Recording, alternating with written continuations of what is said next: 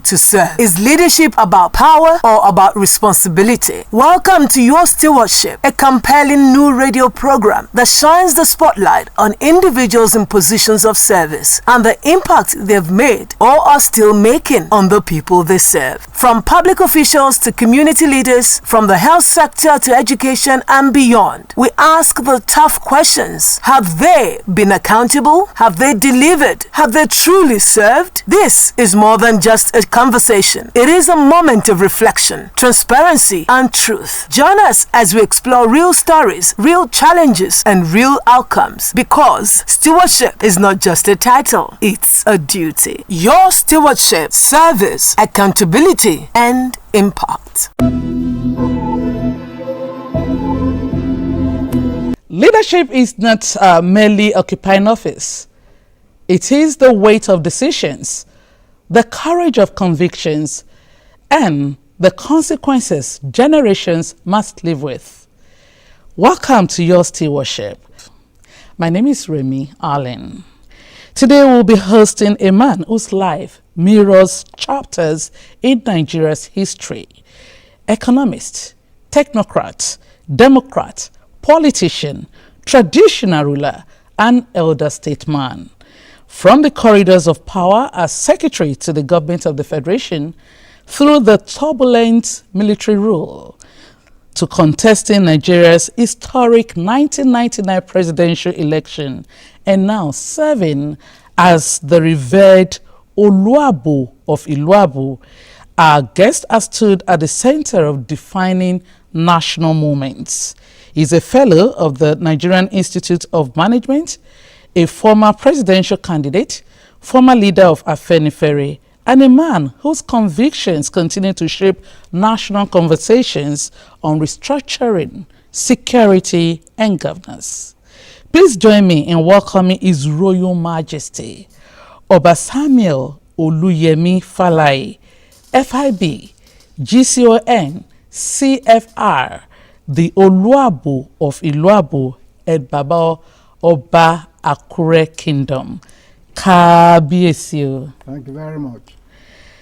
Kabiyesi, I know this may be difficult, but in a nutshell, who is Samuel Olufalae, and what values shaped the man we know today?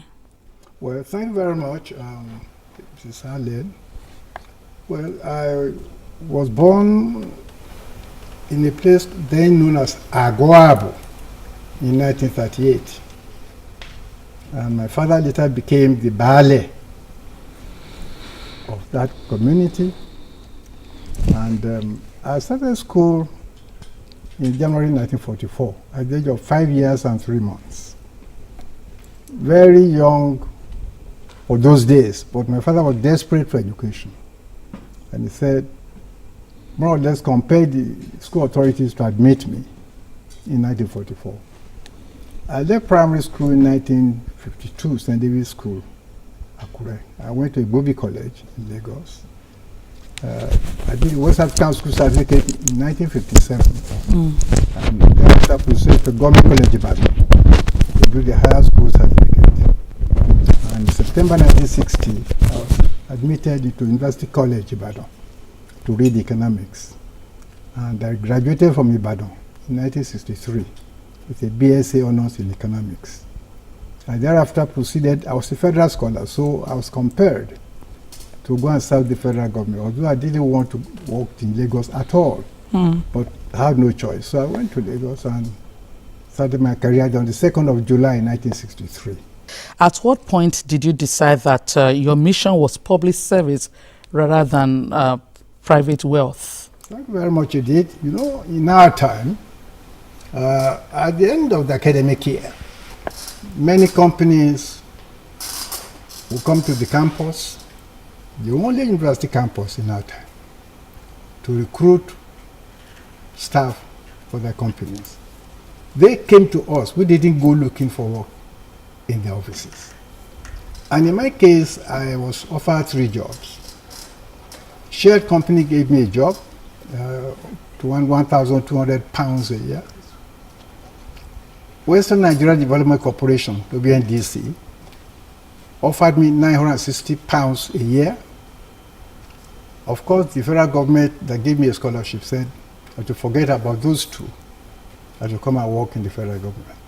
My choice was WNDC, not Shell, because I was determined never to work under a white man in my own country.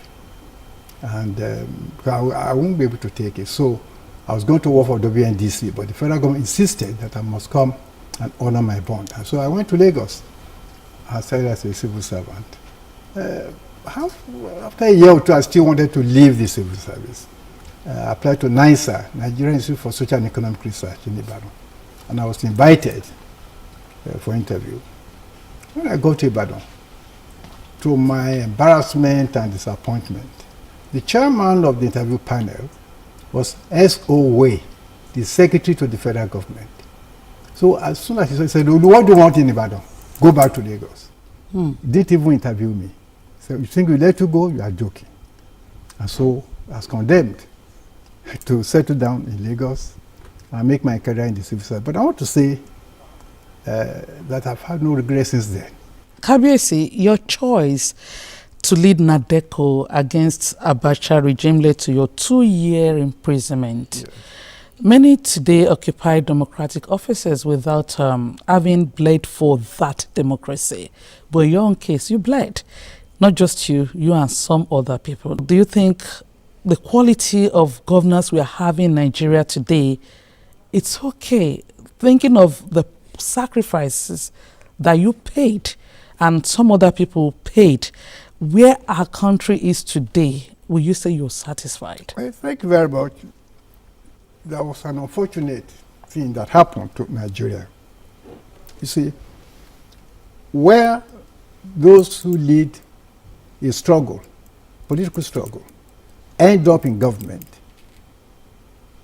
you see an ideologically based, principled government focusing on the welfare of the masses. Like Mandela in South Africa, like Jomo Kenyatta in Kenya.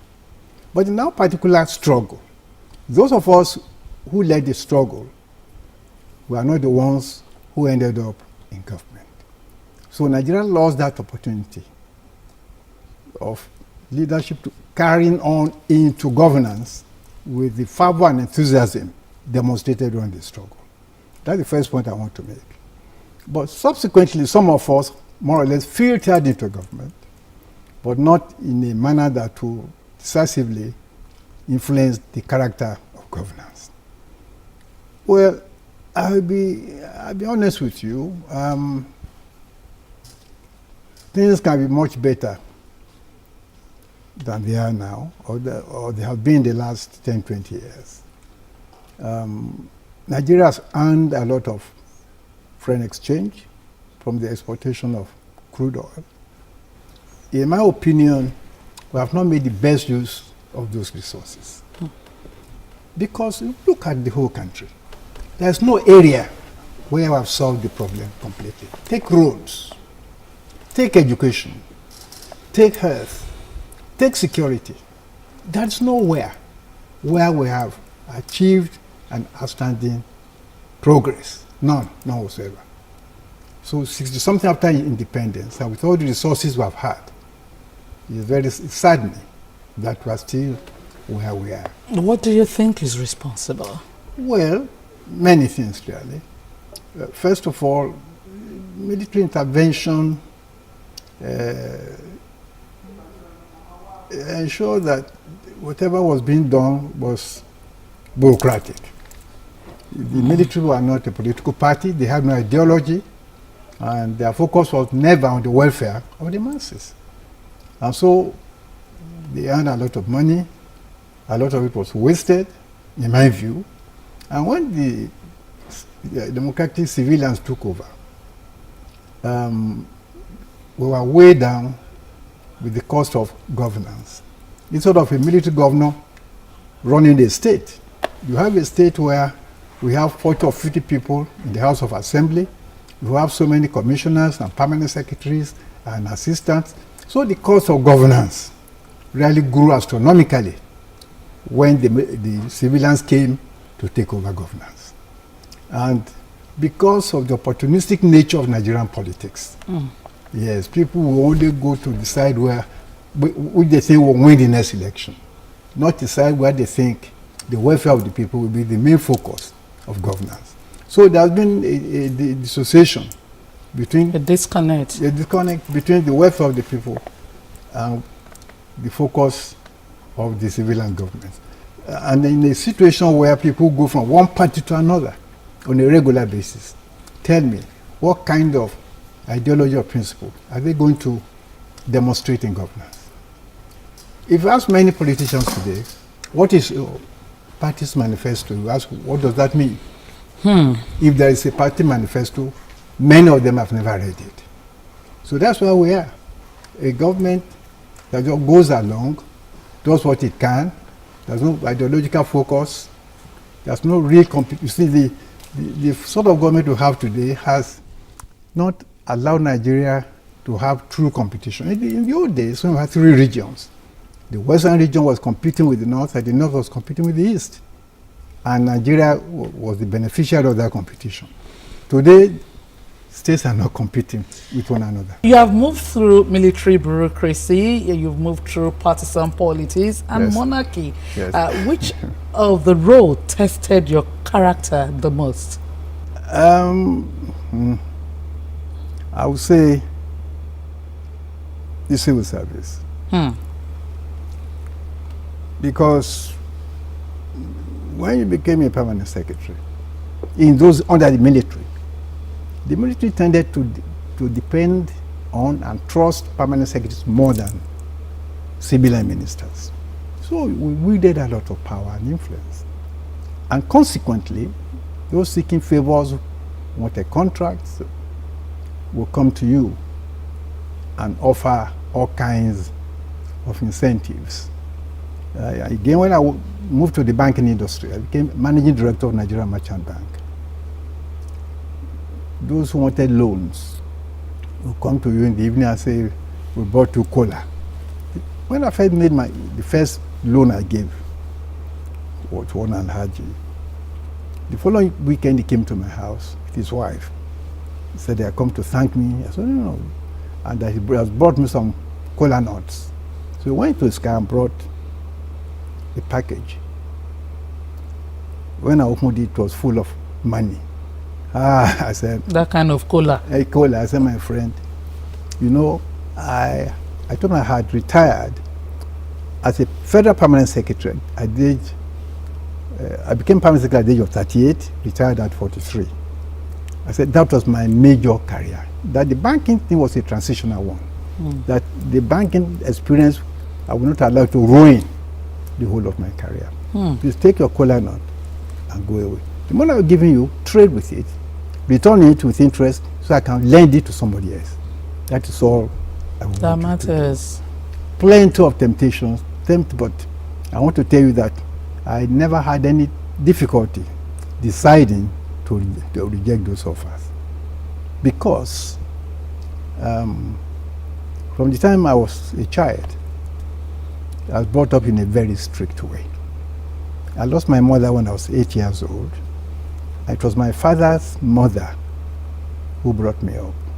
One day, I was returning home from school, St. Stephen's Primary School in Jomo Akure, and I found a tiny razor on the road. I picked it, I was very happy. When I got home, I told my grandmother, I said, Mama, I'm lucky today. She said, what happened, my son? I said, I found a piece of razor. I said, why is it? She said, why did you pick it? Oh, I said, it was on the road. He said, yes.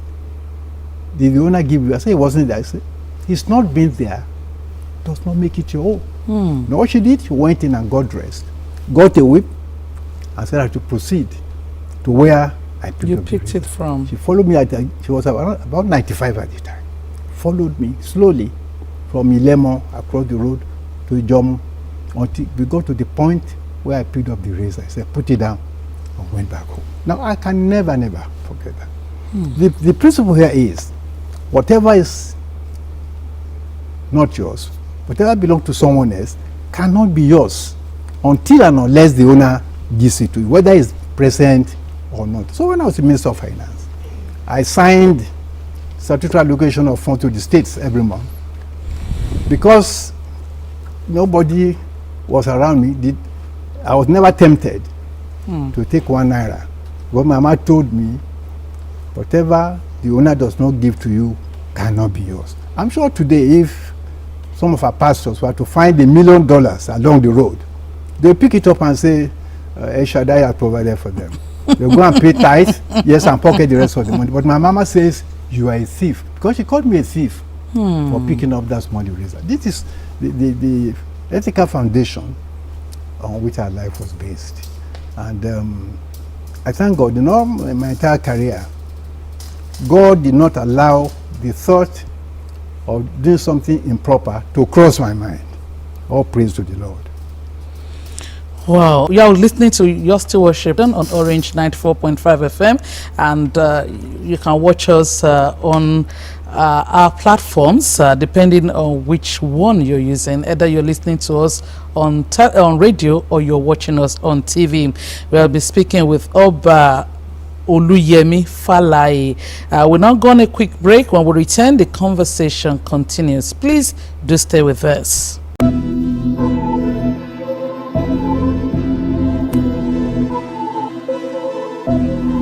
What does it truly mean to serve? Is leadership about power or about responsibility? Welcome to Your Stewardship, a compelling program that shines the spotlight on individuals in positions of service and the impact they've made or are still making on the people they serve. Welcome back. It's still Your Stewardship on Orange 94.5 FM. If you've just joined us, you can listen to us live on Radio Garden. Follow us on our Facebook page, Orange 94.5 FM, Instagram, Orange 94.5 FM, Akure. On our X and Do, you can join us at Orange 945 FM, and on YouTube you can subscribe to our channel Orange 94.5 FM. You can also watch us on our sister station OSRC Television on Moplex 720, Free TV 760. Yes, we're continuing the conversation with the former secretary to the government of the Federation and the Kabiyesi of Iluabu, Oba Olufalae. It's nice to know that you're still very much with us. So, Kabiyesi, let's look at your time and the program that you came up with us, where millions of Nigeria still associate the structural adjustment program SAP with hardship, with inflation, weakened purchasing power, the collapse of local industries, and the shrinking middle class. Because as it is, a lot of people believe now that there's hardly middle class again. Instead that we have the rich and the poor. That you have consistently defended that SAP's design while blaming the implementation, that's the failure, on the military. But as an economist trained in Yale, should good policy not account for the realities of weak institutions and corruption? If a policy appears brilliant in theory but painful in human consequence, should leadership still call it successful? Thank you very much. The answer is no to your question. But let me explain the facts as they were. Babangida came into office in August 1985 to find a huge stock of trade arrears, $30 billion, of goods imported by Nigerians, but which the central bank could not pay for in dollars. That was what he came to find. It was Shagari government that accumulated those trade. If you want to blame anybody for all that happened, you must start with Shagari. All that Babangida was trying to do was to solve the problem created by the Shagari administration. That's number one. That's a fact. The second point is that I was not the author of the structural adjustment program, SAP. That's a fact. And I will explain to you. You remember when Babangida said Nigerians should debate the offer of the IMF loan with conditionalities. For about 6 weeks, debates raged on all the media. And by the 15th of December 1985, Babangida made a broadcast, a national broadcast, and said the debate should come to an end. That his government had decided not to accept the conditionalities of the IMF, but that he had also decided to adopt a domestic structural adjustment program made at home by Nigerians and approved by his government. That was December 1985, when I was still managing director of Nigeria Merchant Bank. I became secretary to the federal government the end of the following January, 6 weeks after Babangida had announced his government's adoption of SAP. So you can see that clearly I could not have been the author of what was already government policy when I joined the government. This is a fact. But I haven't joined them. And being an economist, I haven't been director for economic planning. I've been a member of the Capital Issues Commission. I've been on the board of various banks.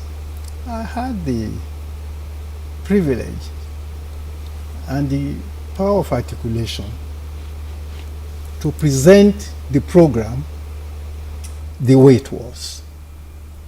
We had the Minister of Information at the time who hardly understood what the program was about.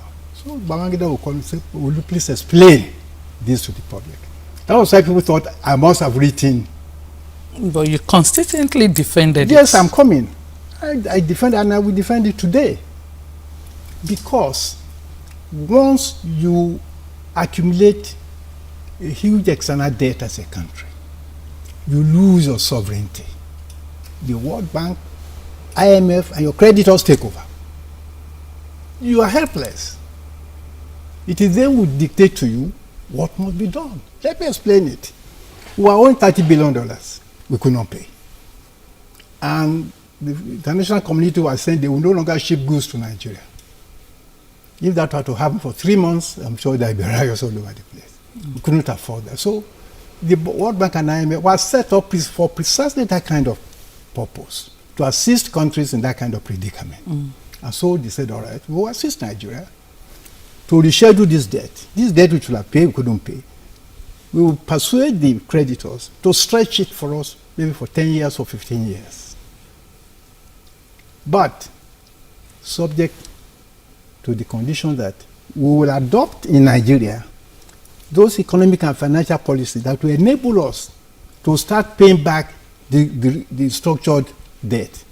Okay. If you stretch it for 15 years, suppose I'm supposed to pay 2 billion each year. They want to be sure that when next year 2 billion falls due, that Nigeria will be able to pay, because they have guaranteed us to the creditors, and they will not like to fail. So that's what they call the conditionalities, that adopt those policies that will enable you to pay your debt when it falls due.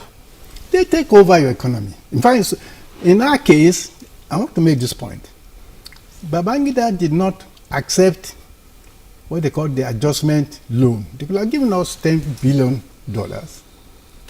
But one of the prices you have to pay is that the IMF staff will take over your Ministry of Finance and your central bank, and you'll be back in colonial status. So he spared us that ultimate humiliation. But since we got the support of World Bank and IMF to restructure our debt, we have to do those things they said we should do that will enable us to pay in the future. As simple as, not that we had a choice. That is the truth. As much as you're trying to explain. No, not explain. Yeah. Work on our loans, because it has to do with the loans with the international body. Don't you also think that SAP was unintentionally widening the inequality gap in Nigeria? Again, let me explain. Yes, but it was inevitable because you had accumulated debt you cannot manage. Those you are owing will not forgive you the debt, you must pay. You can't pay. So you go to the World Bank, please let me beg them so we can stretch it for 15 years. And they say, all right, we'll do so, but you must adopt those policies. That's what we're talking about. That cause pain and whatnot. Those are the consequences of becoming insolvent, or becoming responsible in running your economy and becoming an insolvent country. Put all those blames on the government that accumulated the debt. Once you Not on the ones trying to solve to it. solve the problem. People never really understood. Why don't you, which other way? If you refuse what they are asking you to do, they will not support you to restructure the debt. And if you don't restructure the debt, you will no longer be able to trade internationally. But beyond the graphs and macroeconomics indicators, Yes. what do you say to Nigerians whose lives fundamentally changed because of this policy? Well, what I say to them is that they should please make sure that no future government, present or future government, accumulates external debt. No, it's still happening as it is. Excuse me. You say, what will I say to them? Yes. That's what I'm going to say to them. Make sure that no present or future government accumulates external debt to the point where you are no longer able to service your debt, and you have to rely on World Bank and IMF. Once you rely on them, they will insist on this sort of painful policy decisions we're all very unhappy about. We had no choice. No country has a choice. Once you are insolvent, nobody. If had a choice, we would take an easy choice. We didn't. No country has. Therefore, don't accumulate debt beyond your capacity. That is what I have to say to Nigeria. Do whatever you can, publicly, privately, politically, to prevent that a reoccurrence. Those of us in government, it was very humiliating. Little boys from World Bank and I will come to me in the office and be telling me how to run the Nigerian economy. People who are not as educated as I am, as experienced as I am, not because my country is a debtor country. You suffer the humiliation of all that. The politics didn't know that. The government had no choice. Your choice is to refuse to restructure your debt, and the consequence is that you'll be cut off from international trade. As an economist, what's your take on the current harsh economic realities facing Nigerians as a result of economic reforms we have in operation now? Well, thank you very much. All I can tell you is that two major decisions by the present government, in my view, were very, very necessary. But former governments have been shying away from them. For example, the oil subsidy, and then the unification of exchange rates. All of them shied away because of the political consequences. But this government demonstrated the courage to take those two decisions. However, if I were the one doing it, before removing the subsidy, I would have spent a year or two providing alternatives in the form of gas and solar. Make solar available at affordable rates through government subsidy and supply and intervention. So that when I remove the subsidy, those who cannot afford it, you have an alternative to go to. But when the price goes and you have no alternative, that is what is extremely painful. Secondly, before unifying the exchange rates, I will have raised at least $10 to $15 billion from within Nigeria. If I were to go to the World Bank, it would take 18 months or more. But we could raise $10, $20 billion in Nigeria today, accessing the diaspora funds that are about $40 billion today. So if I was the one going to do so, I get the central bank to call the banks managing those funds, and I will issue a Nigerian bond denominated in dollars and sell it to the managers of those diaspora bonds. And that way, I will raise 10, 15, $20 billion and put in our reserve. Our reserve will then go from 35 to 55 or 60 billion. I'll then unify the exchange rates. Predictably, Nigerians will rush to buy dollars because they didn't know what was going to happen. But when they rush and they get the dollars, 1 week, 2 weeks, 3 weeks, 1 month, the panic will gradually disappear. and the exchange rate will not depreciate to where it is today. That's what I would have done.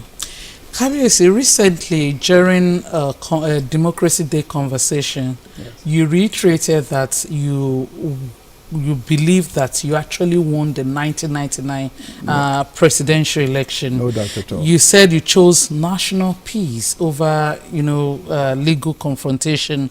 Looking back 27 years later, do you regret that decision? Did prioritizing stability over electoral truth unintentionally normalize disputed elections in Nigeria? Thank you very much indeed. First of all, when the monumental fraud took place, I went to court, to the tribunal. And my lawyer, late G.O.K. Ajayi, was able to establish that I won the election by 1.3 million votes if results where the number of votes cast exceeded the number of registered voters were cancelled. Results where the figures in words, where the figures conflicted with the results in words. For example, say 17,000 votes, but that's 17 three zeros. Then in words, say 1,700 votes. Where such discrepancies occurred, if you cancel those results, and where number of votes cast exceeded the number of registered voters, that if you cancel those results, which are clearly unacceptable, I won the election by 1.3 million votes. And he asked the court to ask for the ballot boxes from Bayelsa. Bayelsa gave Obasanjo, I think, 3 million votes. There was no election in Bayelsa. There was a lot of trouble. Remember the Igberi problem. And the electoral body said they didn't have enough money to bring empty ballot boxes to Abuja, but they had enough money to take them to Bayelsa. So it was clear that they were not ready to do justice. And he also tendered in court photographs of General Obasanjo wearing the regalia of a court. And Obasanjo passed a decree when the military head of state that anybody involved in courtesan should not hold public office. That picture was tendered. The tribunal rejected it. My lawyer tendered evidence that on election day, Obasanjo advertised in the paper for votes contrary to the Electoral Act. I called the chairman of INEC. He said that was a sufficient basis for nullifying his election. When my lawyer raised it in the court, he said, no. So it was clear that the military wanted one of their own to succeed them.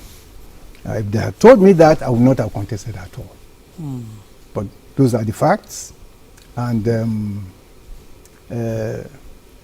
I went to the tribunal. He ruled 4-1 against me. I refused to go to the Supreme Court for two reasons. One is clear. The bias was clear. If they brought those boxes from Bayelsa, we'll see that there were no votes. But they refused to bring them. When you go to the Supreme Court, you cannot bring new evidence. That's the point. You cannot bring new evidence. That's to be the one you already presented. So what am I going to waste my time for? And also, it came to my knowledge, I was in London for most of the time, because the pressure on me not to go to the tribunal was unbearable. I could hardly sleep anymore. So I left Nigeria. And yet, as I was landing in London, phone calls were coming in. Please don't go to the tribunal. Please don't go to the tribunal. Then information came to me that, later confirmed by other events, that some military officers were going to use the dispute over the election as an excuse for not handing over power. And I didn't want to go down history as that ambitious man who wouldn't allow the military to go. I was not going to be president because I was ambitious. I was secretary to the government. I was president in everything but name. I exercised a lot of powers because of the confidence the president had in me, and I never abused the confidence. So I didn't go there because of ambition. I knew the opportunities in the presidency to influence people's lives. But since I was going there more for Nigeria than for myself, I was not prepared. Then see the need to go ahead. To go ahead and let the military use it as an excuse. Many Nigerians see you as a custodian of Awolowo progressive tradition, yet your party aligned with ideological different political blocs, including support arrangements with PDP in 2015. Was that a political realism or ideological compromise? You said my party had, which party? Yet you aligned with ideological different political blocs. That's you had support. Well, in 1999, when I was going to run for president, the party supported by Afenifere, AD, did not qualify for registration.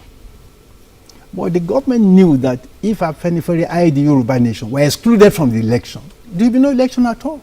So they bent over backwards to register AD. AD alone could not win the presidential election.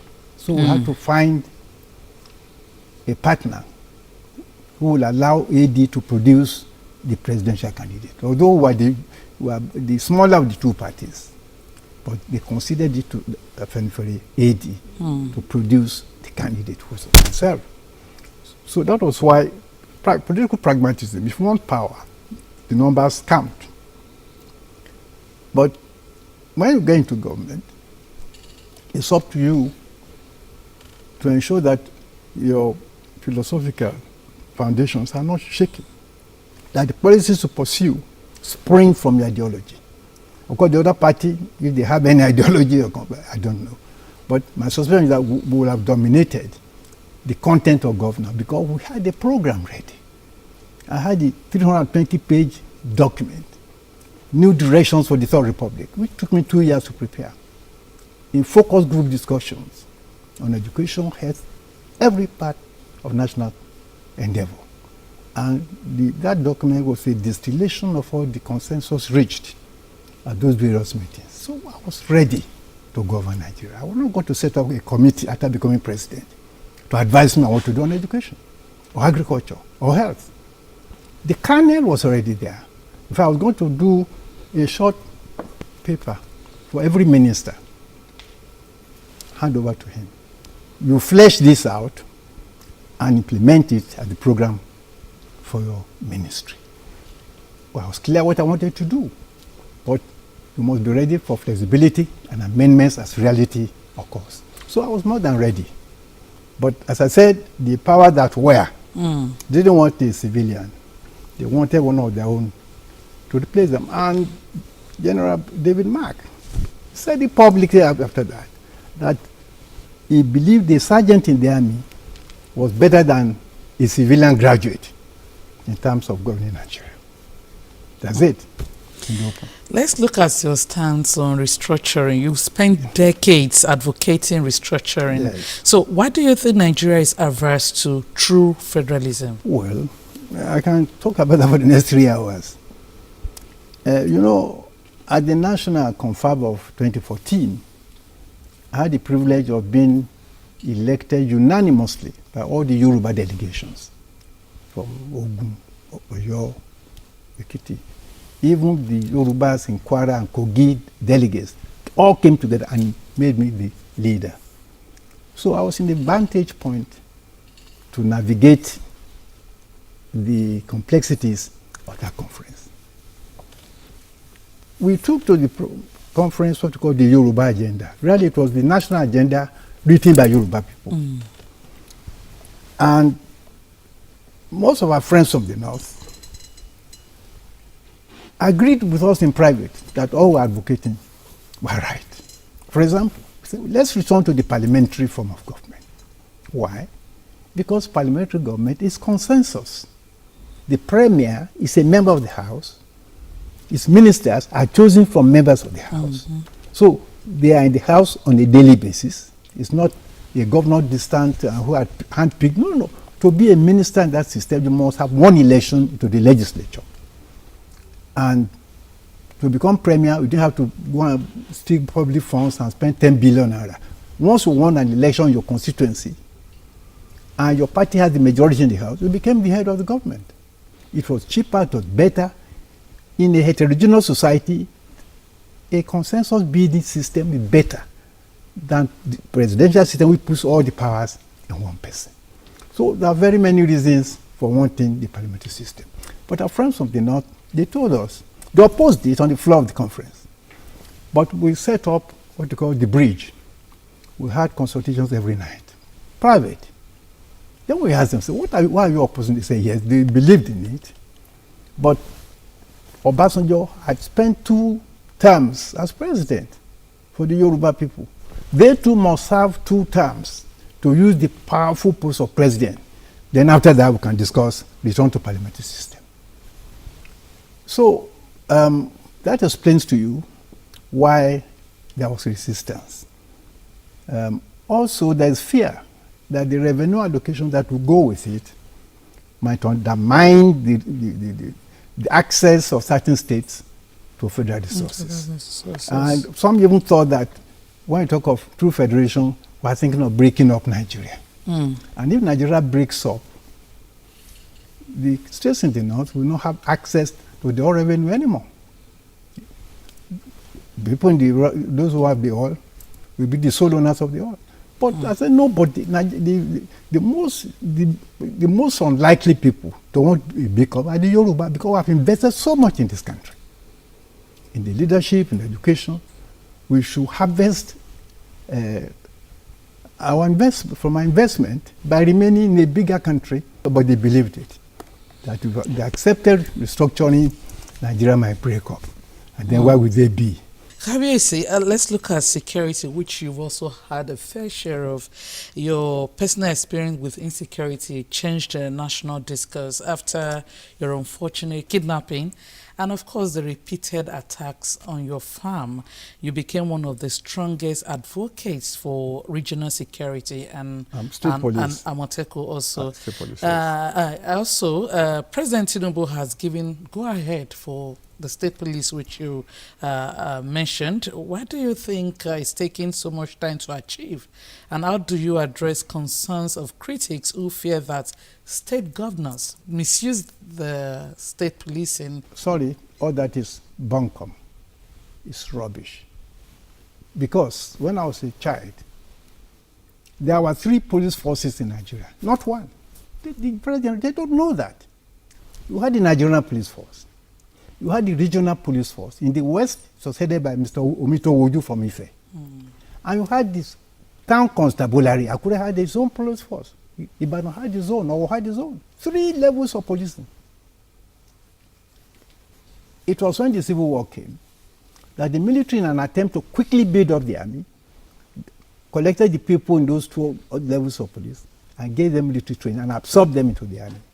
And when the war ended, nobody remembered to re-establish those police forces. We've had not 1 but 3 police forces.